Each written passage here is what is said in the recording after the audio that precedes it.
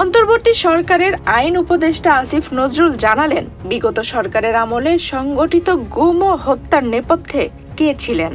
29 জানুয়ারি বুধবার নিজের verified Facebook আইডিতে এক পোস্টে এ তথ্য জানিয়েছেন তিনি। সেই পোস্টে আসিফ নজরুল লিখেছেন, স্বৈরশাসক শেখ হাসিনা নিজেই গুম ও হত্যার নির্দেশদাতা ছিলেন। তার সরাসরি নির্দেশে গুম ও হত্যার মতো ঘটনা ঘটেছে। যুক্তরাষ্ট্র ভিত্তিক আন্তর্জাতিক মানবাধিকার সংস্থা হিউম্যান রাইটস ওয়াচের এক প্রতিবেদনে মানবাধিকার লঙ্ঘনের এমন সব ভয়ঙ্কর তথ্য উঠে এসেছে। পোস্টে তিনি আরও লিখেছেন, ঢাকায় রাষ্ট্রীয় অতিথি ভবন যমুনায় HRW এর এশিয়া অঞ্চলের পরিচালক ইলেইন পিয়ারসনের নেতৃত্বে একটি প্রতিনিধি দল অধ্যাপক ইউনিসের সাথে সাক্ষাৎ করেন। এ সময় তারা প্রধান উপদেষ্টার কাছে জুলাই বিপ্লবের ওপর একটি প্রতিবেদন হস্তান্তর করেন। সেই প্রতিবেদনে এসব তথ্য তুলে ধরা হয়েছে। HRW এর প্রতিনিধি দলটি অন্তর্বর্তীকালীন সরকারের সংস্কার কর্মসূচি এবং দেশের মানবাধিকার পরিস্থিতি উন্নয়ন প্রচেষ্টার প্রশংসা করেন।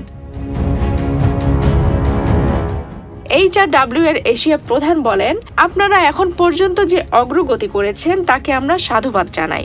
জুলাই আগস্ট গণ অভ্যুত্থানের সময়ের মানবাধিকার পরিস্থিতি তুলে ধরে তিনি বলেন, বাংলাদেশের সাধারণ মানুষ এখন জীবনের প্রতিটি ক্ষেত্রে মানবাধিকারের গুরুত্ব উপলব্ধি করছে।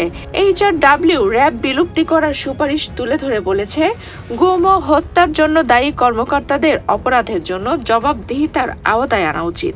তিনি বলেন, এখানে জবাবদিহিতা থাকা জরুরি। স্বৈরাচার শেখ হাসিনার শাসন আমলের কঠিন পরিস্থিতির মধ্যে মানবাধিকার সংস্থা হিউম্যান রাইটস ওয়াচের যে প্রচেষ্টা ছিল তার প্রশংসা করে প্রধান উপদেষ্টা অধ্যাপক ইউনুস বলেন, গত 16 বছর আপনাদের প্রতিবেদনগুলোতে 16 বছরের এক নায়ক শাসনামলের ব্যাপক অপরাধ উন্মোচনে সহায়ক হয়েছে। তিনি আরও বলেন, র্যাব তাদের অপরাধের জন্য প্রকাশ্যে ক্ষমা চেয়েছে, তবে বিচার বহির্ভূত হত্যাকাণ্ড এবং গুমের জন্য দায়ী ব্যক্তিদের বিচারের মুখোমুখি হতে হবে এবং শাস্তি পেতে হবে।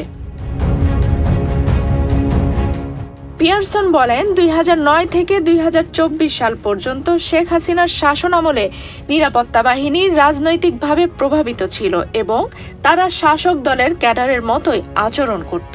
তিনি আরও বলেন, এজন্য প্রাতিষ্ঠানিক সংস্কার প্রয়োজন। প্রধান উপদেষ্টা অধ্যাপক ইউনুস বলেন, আমরা উন্মুক্ততা এবং স্বচ্ছতায় প্রতিশ্রুতিবদ্ধ। আমরা সমস্ত সংস্কার সুপারিশ প্রকাশ করছি এবং জনগণকে কাঙ্ক্ষিত সংস্কার নির্ধারণের সুযোগ দিচ্ছি। 16 বছরের দমন পীড়ন এবং অপরাধের ক্ষতিপূরণ করা একটি চ্যালেঞ্জিং কাজ হবে।